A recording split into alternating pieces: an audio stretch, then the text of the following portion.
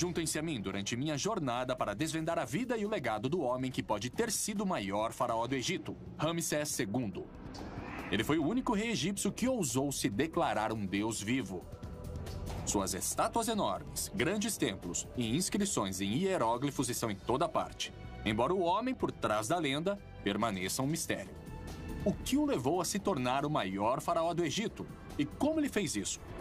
Para descobrir, eu tentarei trabalhar em uma pedreira antiga, decodificar a propaganda dos faraós e usar a tecnologia para ver como Ramsés reuniu uma riqueza tão incrível. Vamos em busca da verdade. Para trás, amigo! Irei a extremos para isso.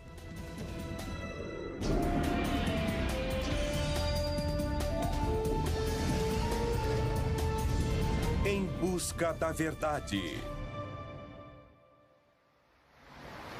Os poderosos faraós do Antigo Egito deixaram sua marca na história.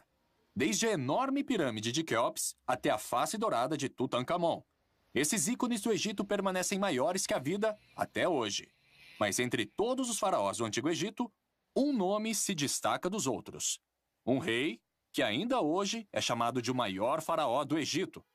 Eu sou Josh Bernstein e vim ao Egito para saber mais sobre o rei que nós chamamos de Ramsés o Grande.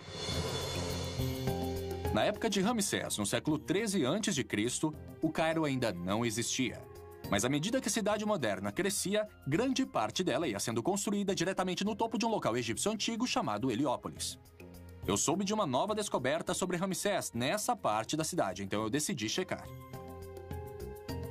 Bom, em muitos países, a arqueologia é meio que aleatória, você faz descobertas de vez em quando. Mas aqui no Egito, elas acontecem todos os dias. E uma descoberta recente relacionada a Ramsés II acaba de ser feita. E para dar uma olhada nela, eu vou pedir ajuda ao meu amigo Dr. Zahi Hawass.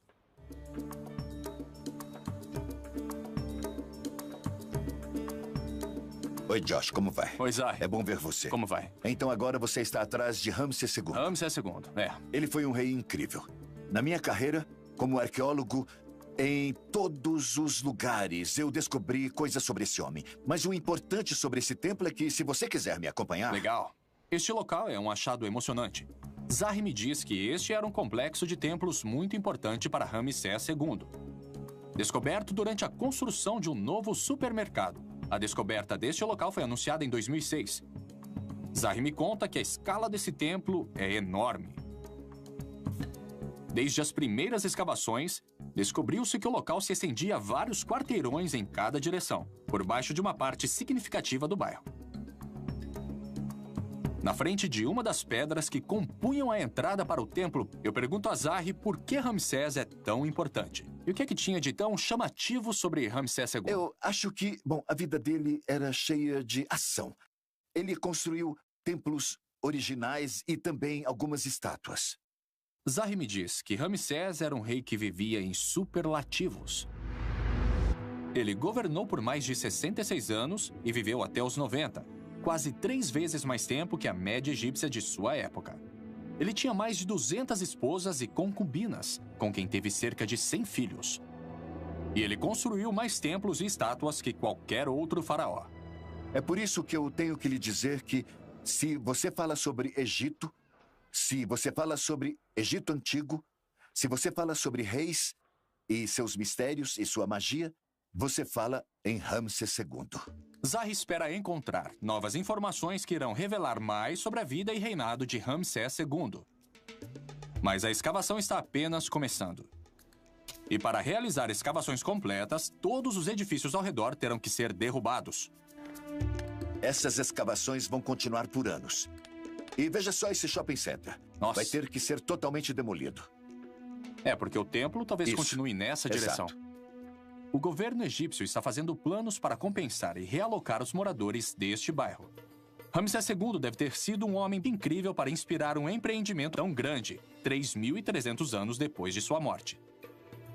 Mas seria a fama de Ramsés somente lenda ou ele realmente foi o maior faraó da história do Egito? Este templo tem anos de trabalho à frente antes que o que ele tem a dizer seja revelado. Mas o incrível sobre o Egito é que muito já foi descoberto. A múmia de Ramsés foi descoberta no final de 1800. Agora ela já está no Museu Egípcio. Eu consegui permissão para entrar depois de fechado. É um raro privilégio conseguir uma audiência pessoal com o faraó. Nossa! Bem-vindos ao Salão da Múmia Real, onde quase 12 membros da realeza egípcia estão em exibição. Muitos deles parentes do faraó Ramsés II. Este é o filho dele, Merneptah. E aqui está o pai dele, Sete I. E aqui, o homem que vocês e eu viemos ver, talvez o maior faraó de todos, Sua Alteza Real, o faraó Ramsés II. Isso não é inacreditável? 3.300 anos depois, Ramsés continua sendo um faraó tão proeminente como sempre foi. Olhando para as maçãs do rosto acentuadas e o nariz curvilíneo que era sua marca, quase pode-se sentir sua ambição e determinação. Felizmente, seu corpo não é a única coisa preservada ao longo dos milênios. Eu viajei 720 quilômetros até o sul do Cairo para chegar ao famoso Vale dos Reis. Eu vim para ver o impressionante templo funerário de Ramsés, chamado de Ramesseum. Vou me encontrar com Peter Brand, egiptólogo da Universidade de Memphis, para descobrir o porquê de Ramsés ter ficado conhecido como Grande. Então é isso. Este é o Ramesseum, onde aconteciam os cultos a Ramsés. E todas essas estátuas. Ramsés Onde e você Ramsés. olhar, você vai ver o nome dele estampado em todos os lugares. Peter me explica que o Ramesseum foi originalmente construído como principal templo para Ramsés, aqui no Vale dos Reis. Nos tempos antigos, ele era chamado de Casa de Milhões de Anos. Em seu auge, nele cabiam cerca de 20.000 pessoas para os rituais. Ele era usado para honrar e venerar Ramsés, cujas imagens aparecem em toda parte. Como Ramsés se tornou Ramsés o Grande? Ele construiu mais monumentos que qualquer outro rei. E escreveu seu próprio nome nos monumentos de outros reis. Em cada templo, cada estátua, cada obelisco que ele encontrava. E Nossa. é por isso que encontramos o nome dele em todos os lugares do Egito. Ambicioso. Ah, sim, ele era muito ambicioso. Peter, assim como Zahi, diz que muito da fama de Ramsés vem desse edifício prolífico. Mas isso não era apenas amor pela arquitetura. Ramsés estava construindo ativamente não apenas templos e estátuas, mas o mais importante, sua própria lenda. Ele prestava muita atenção a seus projetos de construção, certificando-se de que eles saíssem exatamente a seu gosto. Como todos os faraós, ele tinha um grande interesse em seus projetos de construção. Ele os supervisionava. Entendi, então ele foi fundamental na concepção deste lugar. Com toda certeza.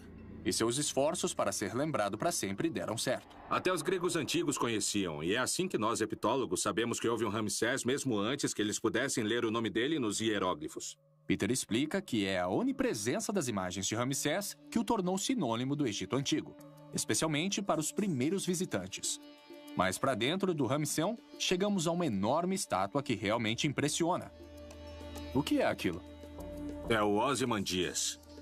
O nome dele era Ozymandias ou Ramsés? Ozymandias é a versão grega de User-Materi, o nome de coroação de Ramsés II. Essa colossal estátua de Ramsés, pesando mais de 100 toneladas, foi feita de uma única peça de granito. Agora ela está deitada, mas de pé ela tinha a altura de um prédio de mais de 6 andares. Isso aqui deve ter uns 9 metros. Ah, sim. Este é o modelo um pouco mais econômico. Nossa, é incrível. Não. Olha só pra Ramsés isso. gostava de ter muitas estátuas e que elas fossem grandes. Peter diz que os projetos de construção de Ramsés eram focados em sua própria imagem. Ele queria ter certeza que seria lembrado para sempre. A seguir, para trás, amigos! Eu experimentando as obsessões monumentais de Ramsés e descubro como ele se tornou um dos governantes mais ricos da história do Egito.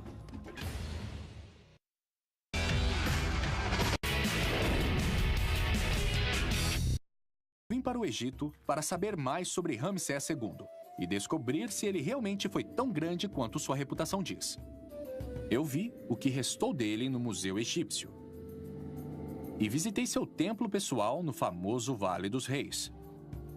Agora estou indo para o sul, para a cidade de Assuã e as pedreiras de granito dos faraós, para saber como ele deixou a sua marca.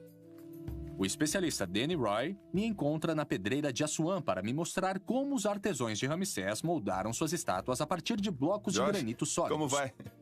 O granito de Assuã foi premiado ao longo dos esse tempos é o lugar. pela sua qualidade e cor. Os faraós obtinham a maior parte do granito aqui para construir as suas grandes estátuas e obeliscos. Então foi daqui que Ramsés tirou as pedras. É isso mesmo. E uma grande parte delas. Danny me leva a uma das esculturas mais impressionantes de todo o Egito. Só que ela nunca foi terminada. Este obelisco era para ter sido ainda maior que o Ozymandias.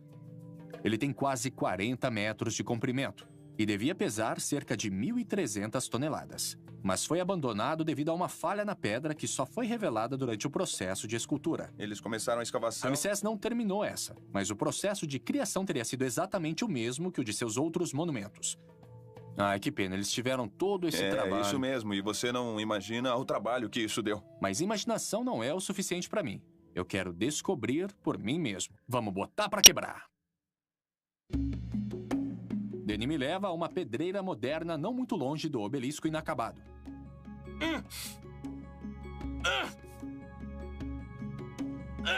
Ele criou um teste de comparação para mim, para que eu possa ver de quanto trabalho estamos falando. Estão Vamos aqui. começar com os métodos modernos. Essas são as ferramentas que nós usamos hoje. Danny tem ferramentas que são usadas para criar as obras para consumidores modernos, como peças externas esculpidas ou bancadas de cozinha. Ensina aí, mestre. Começamos com esse equipamento elétrico com cravos, que cria superfícies lisas como a que eu vi no obelisco e no Ozymandias.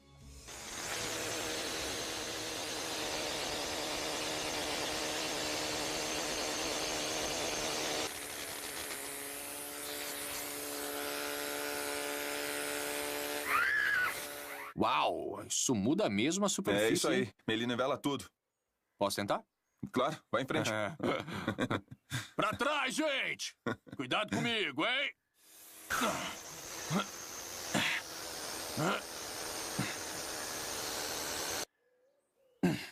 Uau! Nossa! Isso nivela mesmo a superfície, hein? É, nivela mesmo, e facilita muito o trabalho no granito, não é mesmo? Pois é. Então, é claro que Ramsés não tinha compressores de ar e ferramentas como esta aqui. Mas eles tinham bolas de dolerito, que na verdade fazem o mesmo trabalho. Mas é preciso um pouco mais de Entendi. tempo e mais trabalho. Essa é a ok. única diferença. E mais trabalho é o que o Danny tem em mente.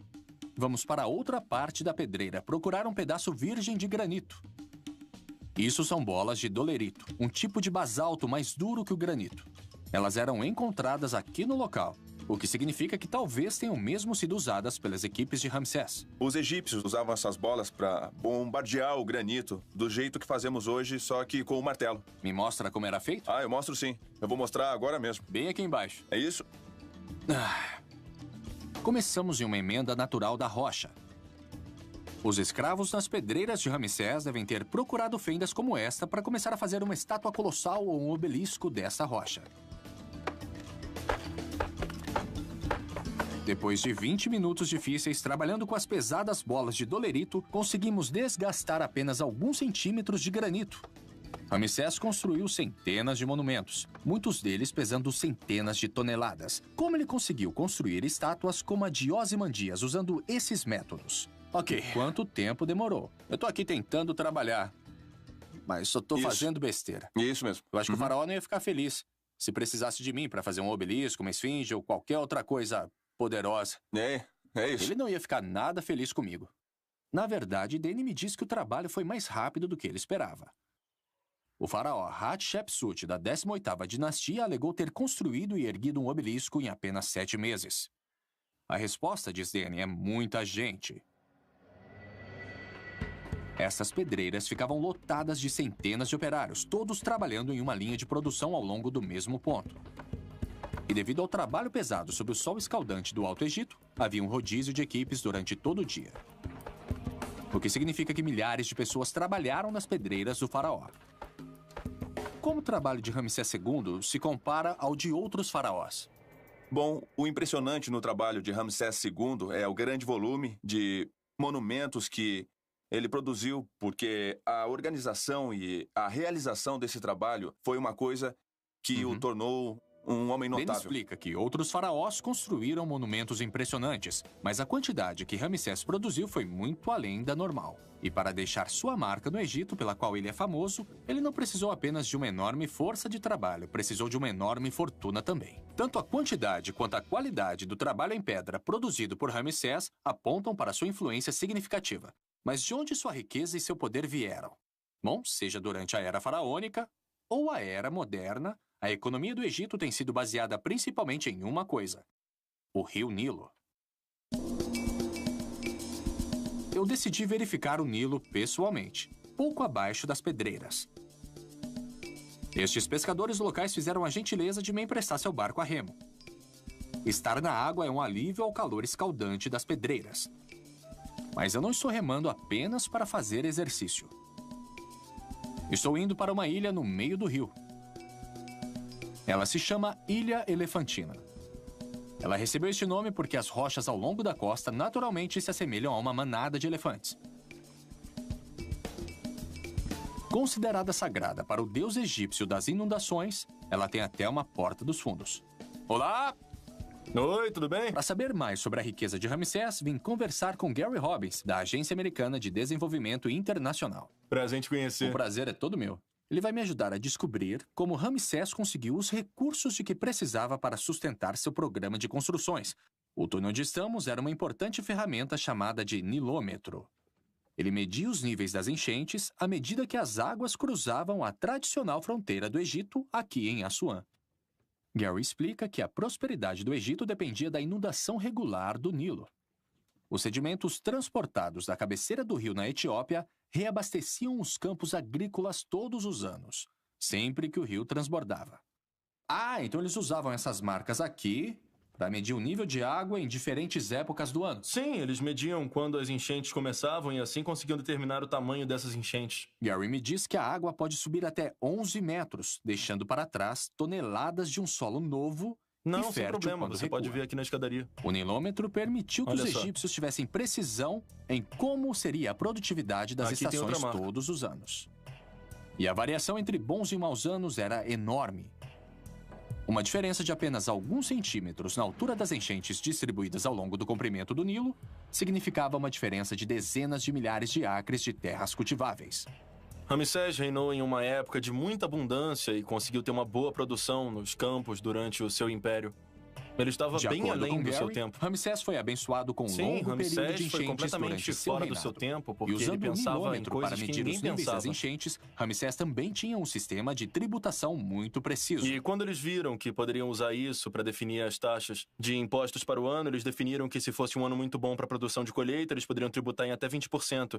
E se o ano fosse de seca ou de inundações, eles reduziriam as taxas para 10% a 15%. Mais enchentes, melhores colheitas, impostos mais altos. Exatamente, era um sistema muito progressista. Com sua receita fiscal com base em excelentes enchentes, Ramsés teria tido muito dinheiro fluindo para sua tesouraria. Mas Gary diz que havia mais no controle da agricultura de Ramsés do que apenas um sistema fiscal eficiente. Ele também se beneficiou das inovações que revolucionariam a abundância do Rio Nilo. A seguir, eu experimento algumas técnicas de irrigação antigas e caço escaravelhos para provar ainda mais a extensão da riqueza de Ramsés.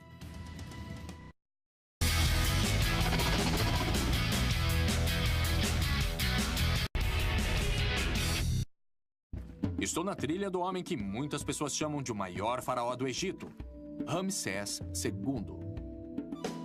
Para descobrir como ele se tornou tão importante, eu visitei o recém-descoberto templo no coração do Cairo e conheci a grandiosidade de uma das obras-primas do Egito no Vale dos Reis. Em Assuã, eu examinei o nilômetro e descobri como as enchentes regulares impulsionavam a economia do Egito. Agora estou indo em direção ao Vale do Nilo para descobrir como Ramsés transformou toda aquela água em riqueza. Gary Robbins, da Agência Americana para o Desenvolvimento Internacional, me trouxe a uma plantação fora de Assuã.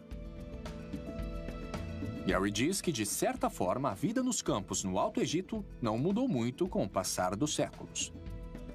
Os fazendeiros ainda vivem da terra aqui. A tecnologia apresentada milhares de anos atrás ainda é usada hoje, como essa roda d'água movida à força animal. Enquanto andamos pelos campos, Gary me diz que a importância das inundações do Nilo para a civilização egípcia não podem ser tidas como exageradas.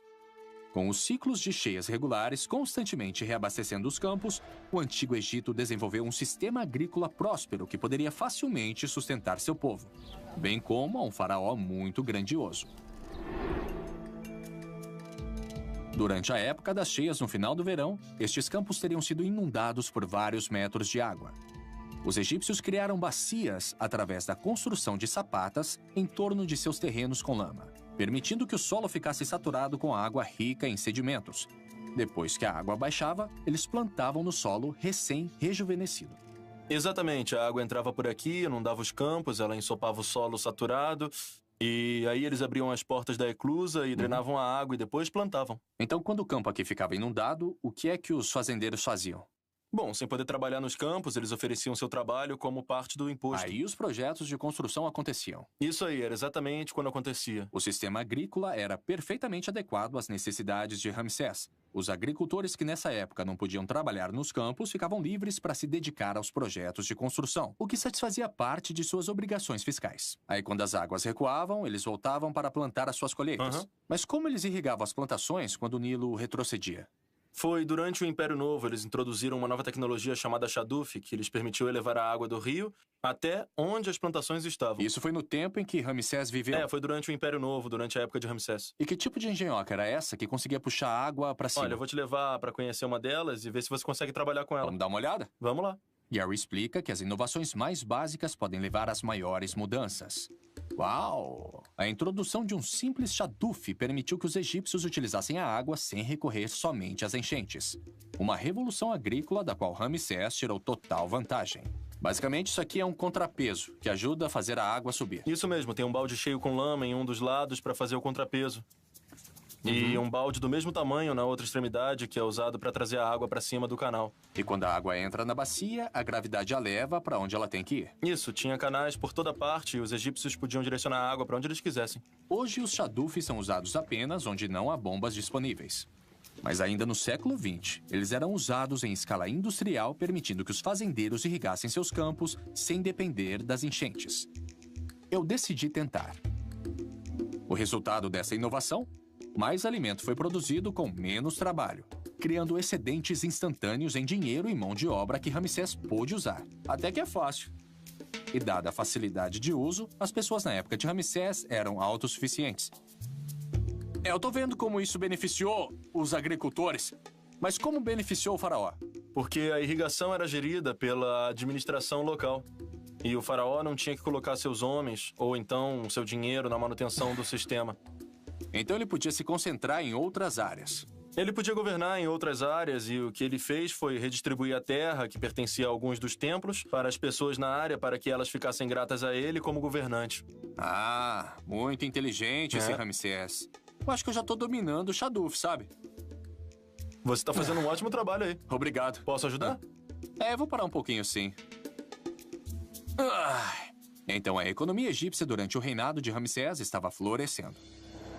Enchentes excelentes e inovações tecnológicas recentes significaram que ele reinou durante uma época de abundância. Arrecadações fiscais mais altas e um povo mais próspero com menos dependência do governo deram a Ramsés os recursos de que ele precisava para se dedicar a seus projetos particulares. Mas como vamos saber se Ramsés realmente viveu durante uma época de enchentes constantes? Fora os registros antigos, será que há outra maneira de verificar se ele realmente se beneficiou de condições ideais de cultivo ano após ano? Eu conheço a pessoa certa para me ajudar a responder esta pergunta. O Dr. Miroslav Barta, do Instituto Arqueológico Tcheco, tem um método exclusivo de monitoramento das condições ambientais do Antigo Egito. Nós voltamos ao Cairo para seu local de escavação em Abusir, perto das pirâmides de Saqqara. Fica à direita, às margens da planície inundada do Nilo, onde as exuberantes terras agrícolas regadas pelo rio se encontram com as areias do deserto. O que é que nós temos aqui? Um muro.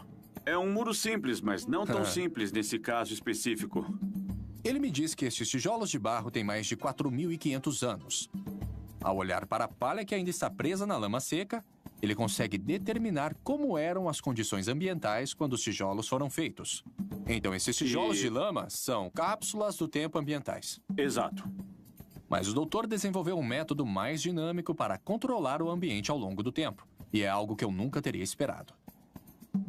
Nós fomos até a bacia seca do lago de Abusir, na orla do vale do rio Nilo. Nos tempos antigos, isso enchia de água durante as cheias sazonais, apenas para esvaziar de novo quando as águas retrocediam. À medida que caminhamos em direção ao leito do lago, ele diz que na ciência, muitas vezes, é um pequeno pedaço de dados que revela toda a história. Agora chegamos à parte mais fascinante de toda a história. Temos que começar a caçar. Caçar o quê, Hans?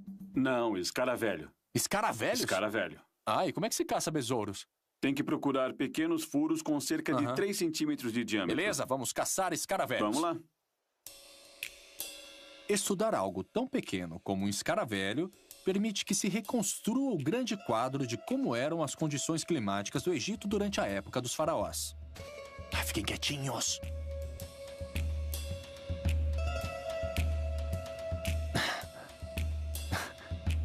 Nada. Nada ainda. Eu achei uma. Ah, é? É.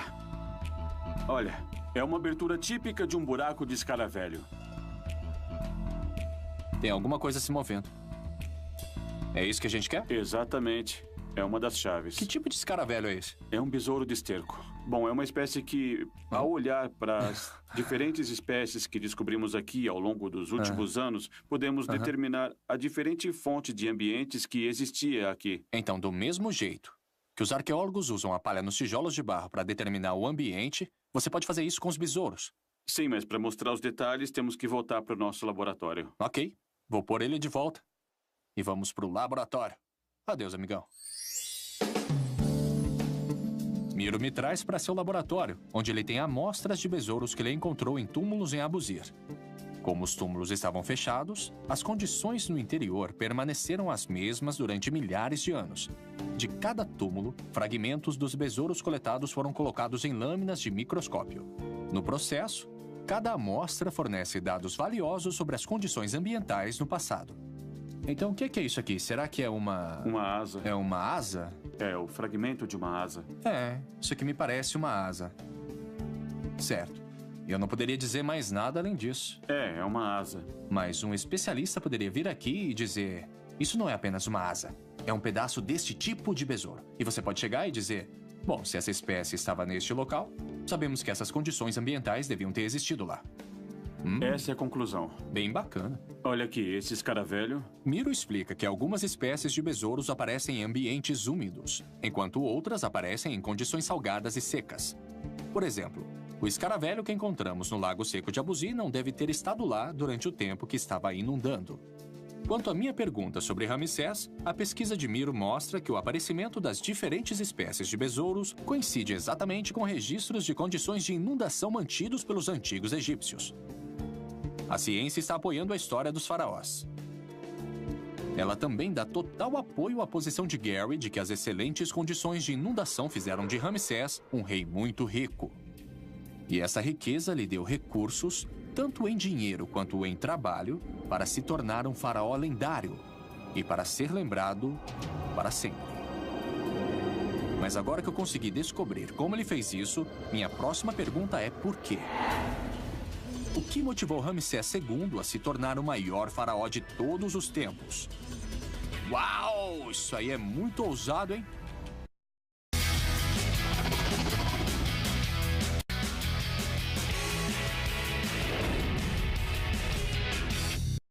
Busca para descobrir se Ramsés II foi o maior faraó do Egito me levou de uma escavação no Cairo às pedreiras de granito de Assuã e aos campos verdejantes do Vale do Nilo.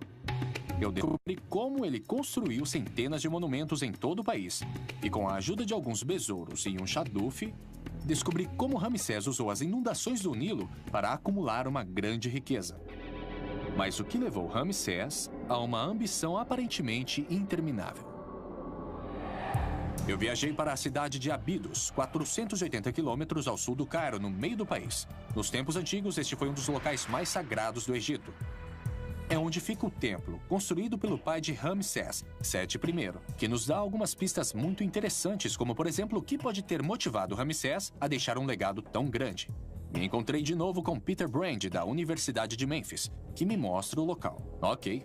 Como se constatou, a dinastia de Ramsés tem uma história anterior que poderia ter sido escrita por Shakespeare. A única coisa que você precisa entender sobre a 19ª dinastia é que eles não tinham sangue real. Eles eram uma família de militares que chegou ao trono com o pai de Sete. Peter me diz que Ramsés e seu pai Sete nasceram plebeus. Sua jovem dinastia chegou ao trono pelos militares, não pelo palácio ou pelo templo. Como chefe de uma nova família de governantes que não tinha a posição instantânea de sangue real, Sete teve muito a provar. Para mostrar que era um faraó legítimo, Sete embarcou em um enorme programa de construções, que mais tarde Ramsés levaria ao extremo. Então Sete está se colocando com os deuses aqui para reforçar a sua própria imagem. O objetivo é mostrar que Sete era um rei legítimo, que ele prestava um serviço para os deuses e que construía monumentos, que por sua vez o estavam confirmando como um rei adequado para o Egito. E Sete estava preparando Ramsés para seguir diretamente os seus passos. Ele o levou a expedições militares e o treinou com táticas e estratégias e fez dele um general no comando de suas próprias divisões, enquanto ele ainda era apenas um adolescente.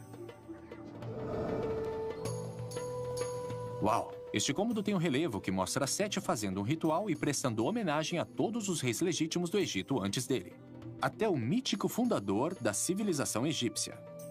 O interessante é que Sete fez questão de inserir Ramsés no relevo, dando a seu filho um estado nunca antes concedido a um príncipe. E aqui estão seus títulos. Ele é herdeiro, filho mais velho do rei, de seu corpo, seu amado Ramsés. Então ele não é apenas qualquer príncipe, ele é o príncipe. Então estamos vendo como Sete está usando essas paredes para comunicar uma mensagem política de poder. Sim, mensagens políticas de que Sete é a parte dessa continuidade de reis. Seu filho Ramsés ainda não é rei, mas ele vai ser. Ele é o príncipe da coroa oficial e é melhor que ele se prepare porque virá em seguida. Ramsés aproveitou essa mensagem e tirou vantagem dela. Quando se tornou faraó após a morte de Sete, ele imediatamente continuou as ambições de seu pai, mas fez questão de manter todo o foco sobre si. Em uma parede exterior do templo, Peter me mostra uma enorme inscrição onde Ramsés começou o processo de construção de seu próprio culto. Então o que vimos lá dentro foi Sete contando a história. Ele está aqui do lado de fora, mas agora é Ramsés quem está contando. Sim, foi exatamente isso que aconteceu. O gosto de Ramsés pela autopromoção começou cedo. Ramsés chega a afirmar que seu pai o fez rei e colocou a coroa em sua cabeça enquanto o próprio Sete ainda estava vivo. Mas era normal o faraó tirar a sua coroa e colocá-la na cabeça do príncipe enquanto ele ainda estava vivo? Eu acho que é provável que Ramsés esteja exagerando um pouco, que ele de fato foi coroado príncipe assim. Então, mais uma vez, estamos vendo uma versão da história para ganho político. Sim, Ramsés quer dar sua própria versão sobre os fatos, mas ninguém é um mestre da propaganda tão bom quanto Ramsés. Os grandes projetos de construção de Ramsés e suas estátuas colossais estão todos começando a fazer sentido. Ele estava claramente obcecado pelo controle de sua imagem, aparentemente tudo em um esforço para compensar um nascimento humilde, mas Peter me diz que este templo é apenas o começo. Que eu quero mostrar para você um outro lugar onde podemos ver isso em ação. Tudo bem, vamos nessa. Peter me leva ao famoso templo de Karnak. Eu já estive aqui antes. Foi a principal obra do local durante várias gerações de faraós e todos eles deixaram a sua marca aqui. Tenho que dizer, Peter, eu adoro esse salão. Também é meu local favorito, a grande sala hipóstila do Templo de Karnak. É incrível. A sala foi inaugurada por Sete, mas Ramsés completou o trabalho e ele se certificou que todos soubessem disso. Peter chama a atenção para uma das enormes colunas da sala e explica o conceito de usurpação. Era uma prática padrão para os faraós que queriam levar o crédito pelo trabalho dos reis anteriores, substituindo molduras mais velhas pela sua própria. Mas Ramsés levou isso ao próximo nível. Ele instituiu um novo estilo artístico projetado para contar melhor suas próprias virtudes e garantir que ele nunca fosse esquecido. E de fato, se você olhar para cima aqui, você poderá ver esse entalhe bem profundo do nome de Ramsés II. E seria muito difícil apagar por ser tão profundo. Portanto, isso não é um acidente, porque se você olhar aqui, as molduras menores foram originalmente feitas por Sete I. O que Ramsés fez foi retirar o nome do Sete naquele espaço em branco e esculpir o dele em relevo. Era mais profundo e mais difícil de apagar seu próprio nome. Uau! Ramsés fez sua moldura tão grande e esculpida de forma tão profunda que a remoção danificaria irremediavelmente a coluna de apoio, garantindo assim a sua presença permanente. Peter me leva para fora do templo para que eu possa ver como esse processo era fácil. Ele pega um bloco de pedra calcária inscrito com a moldura de Ramsés. Eu vou tentar alterar a história da mesma forma que Ramsés fez. Você tem que ir desbastando. Você não vai querer prejudicar o fundo, né? Ah, olha só. É bem fácil. Sim, o arenito e o calcário são duas pedras bastante moles. Você realmente não tem que se esforçar muito para fazer isso. Então, se você fizer um bom trabalho, nós nunca saberemos que Ramsés esteve aí. O que está facilitando o seu trabalho aqui, o que facilitou o de Ramsés quando ele apagou esse relevo, é que é muito mais fácil esculpir nisso do que no baixo relevo. Você pode ir desbastando e, no fim, você consegue uma bela superfície intocada. Peter explica que a tradição antes de Ramsés mandava que o interior dos templos fosse decorado com alto relevo, onde o material circundante era removido para deixar as figuras destacadas, como as que eu vi em Ábidos. Os artesãos de Ramsés, no entanto, mudaram para baixo relevo, esculpido diretamente na pedra. Este estilo era muito mais fácil e mais rápido de ser produzido, permitindo que Ramsés montasse uma moldura de usurpação enorme em todo o Egito. Dá só uma olhada como foi rápido apagar isso. Peter me disse que Ramsés usurpou centenas, se não milhares de molduras em seus esforços para ser lembrado para sempre como o maior faraó do Egito. Segundo uma estimativa, metade dos templos descobertos no Egito leva seu nome, principalmente graças à usurpação. Desculpa aí, Ramsés. Agora que eu já vi como o processo funciona, Peter me leva ao muro externo da sala hipóstila para me mostrar como Ramsés usurpou até a si mesmo. Ele me diz que durante um tempo, esse muro estava coberto por um enorme panorama que contava a história das façanhas militares de Ramsés. A maior parte agora está desgastada, e grande parte por causa do próprio Ramsés. Trata-se do controle da mensagem, o controle da história para obter o melhor resultado para si mesmo. Ah, legal. Ramsés redecorou esse muro várias vezes, atualizando constantemente a história oficial do seu reinado à medida que gerenciava de perto a sua imagem. Nossa, eu fico só imaginando quanto esforço e quantas pessoas foram envolvidas neste processo de usurpação. Ele deve ter gasto um bom tempo nisso. Quer dizer, ele viveu 3 vezes mais tempo que uma pessoa da época. Isso. E ele governou por 67 anos. Exatamente. Então, em um certo ponto em seu reinado, ele era, tipo, o único que sabia como as coisas aconteceram. Né? E se ele quisesse escrever a história daquele jeito, não havia ninguém que pudesse contestar a história. Exatamente. E seus monumentos duraram ainda mais do que ele. E, portanto, sua versão dos acontecimentos é o que tem guiado mesmo os historiadores modernos. Parece também, com base no que eu aprendi até agora, que ele estava preparado para ser alguém que nunca questionaria a si. Com toda certeza. Afinal, ele foi criado sob a orientação de um homem que criou esta dinastia. Eu sempre digo que Ramsés era um convidado no palácio. Ele não nasceu no palácio, mas foi criado no palácio e, como qualquer outro rei egípcio, foi levado a acreditar que ele foi escolhido pelos deuses para ser o governante mais poderoso do mundo. Como não acreditar que ele era especial? A obsessão de Ramsés por sua própria grandeza e seus incansáveis esforços para garantir isso são incríveis. Mas Peter diz que vai ainda mais além. Ele explica que se eu quiser conhecer de verdade a coroação da glória de Ramsés, eu devo viajar para a fronteira mais meridional do Egito, para o lugar onde ele deixou de ser apenas um faraó e tornou-se um deus. A seguir, eu visito a obra-prima de Ramsés e descubro até onde ele foi para se tornar o grande faraó do Egito.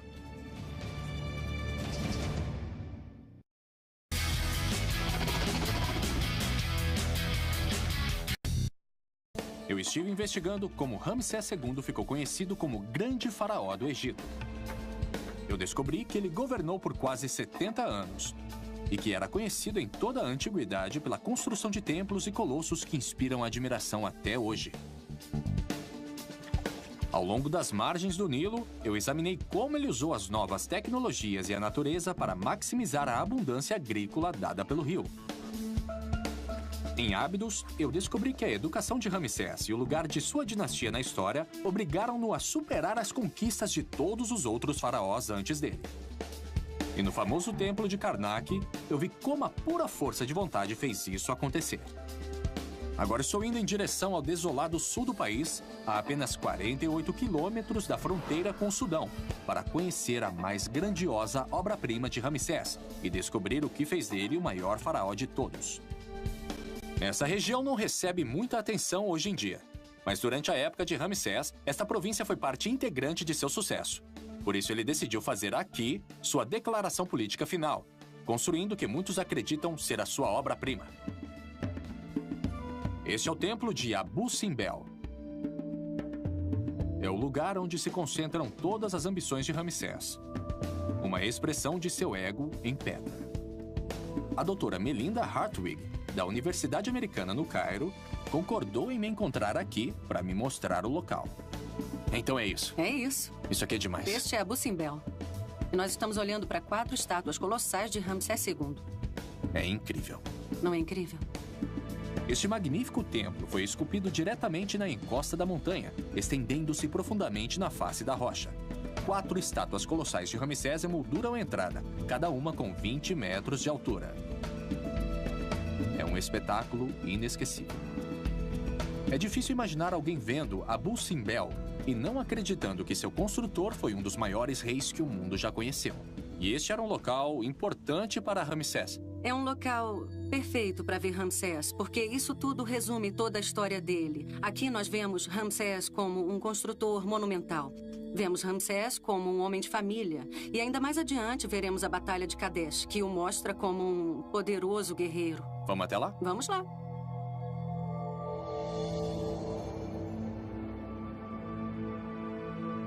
Dentro do templo, a grandiosidade continua.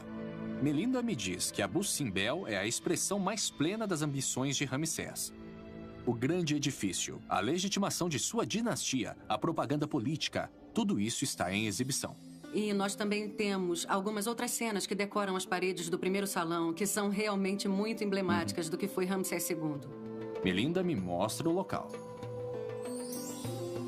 Aqui estão algumas das cenas de Ramsés que são bastante emblemáticas do seu poderio militar.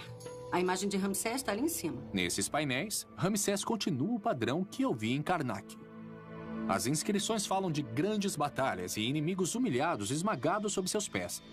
E Ramsés, o poderoso guerreiro, mantendo o Egito em segurança.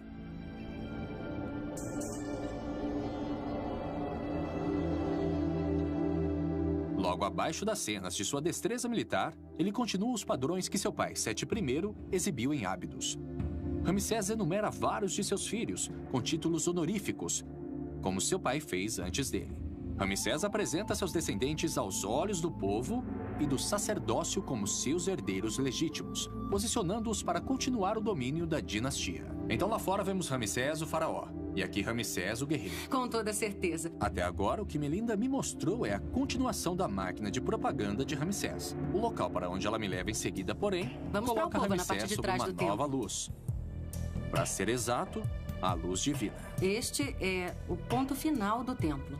Entramos em uma alcova, na parte de trás do templo. Estátuas dos principais deuses do Egito estão sentadas em uma fila para serem adoradas. Nós temos, a partir da esquerda, o deus Tá, depois Amun, e em seguida, na extrema direita, temos Hauracti. Mas se você observar a figura que está inserida entre Amun e Hauracti, é Ramsés II. Uau! Então Ramsés se inseriu no panteão dos deuses enquanto ele ainda estava vivo. É parte do plano que ele começou a desenvolver para divinizar a si mesmo e, em seguida, mostrar-se neste templo. Melinda explica que este ato foi o comunicado final de Ramsés. Durante milhares de anos, a religião egípcia ensinou que os faraós tornavam-se deuses depois que morriam. Mas aqui em Abu Simbel, Ramsés estava reivindicando ter feito essa transição enquanto ainda estava vivo. Ele estava chamando a si mesmo de um deus vivo. Talvez em um determinado ponto em sua vida ou em seu reinado, ele tenha feito essa transição em sua cabeça, tipo, eu sei que eu nasci, um ser humano, mas agora, eu sou um deus. Talvez ele acreditasse em seu próprio mito. E você acha que as pessoas estavam dispostas a fazer isso por Ramsés porque ele tinha tido um grande reinado e ele sim. reinou por tanto tempo, o Nilo fornecia abundância a cada ano, eles tinham comida e todo mundo estava feliz, ele construía por toda parte e em um determinado ponto as pessoas disseram, ele é um deus, ele é tão bom, por que ele não seria um deus? Ele realmente foi o maior governante da época. Zahi Hawass me disse que Ramsés II é o mistério e a glória do Antigo Egito. Agora veja o que ele queria dizer. Ramsés foi criado para ser um grande faraó. E graças à sua longevidade, sua habilidade política, uma boa onda de sorte e um ego muito saudável, ele conseguiu. Tanto que ele chamou a si mesmo de Deus vivo. Pelos padrões de seu tempo e pelo temor que ele ainda inspira até hoje, podemos dizer que ele se tornou um. No mínimo, ele merece o título de grande faraó do Egito.